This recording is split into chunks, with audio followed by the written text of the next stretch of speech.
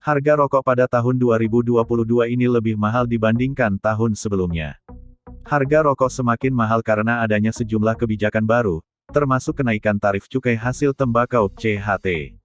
Direktur Jenderal Dirjen Bea Cukai Kementerian Keuangan Kemenkeu Askolani mengatakan, telah menyelesaikan payung hukum kebijakan termasuk tarif cukai rokok atau CHT dan hasil pengelolaan tembakau lainnya (HPTL).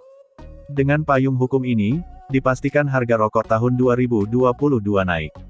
Adapun aturan yang berbentuk Peraturan Menteri Keuangan (PMK) itu akan diimplementasikan per tanggal 1 Januari 2022. Secara rata-rata kenaikan tarif CHT yang dibanderol tahun depan sebesar 12%.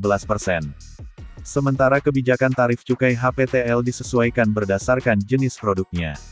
Asko menyampaikan, pihaknya telah melakukan sosialisasi kepada pelaku usaha terkait dengan kebijakan CHT dan HPTL tahun 2022. Ia menegaskan, pada dasarnya ada 4 pertimbangan pemerintah saat meningkatkan tarif CHT dan HPTL antara lain aspek kesehatan, tenaga kerja, penerimaan negara, dan pengawasan terhadap peredaran rokok ilegal.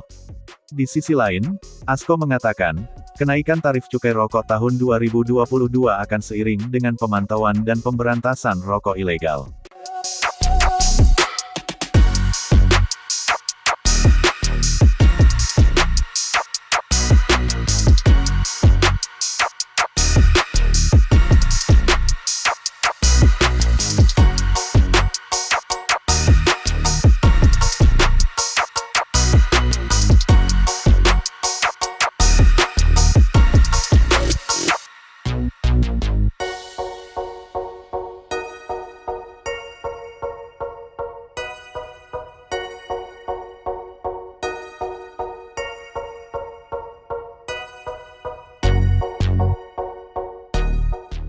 Terima kasih sudah nonton, jangan lupa like, subscribe, dan share ya!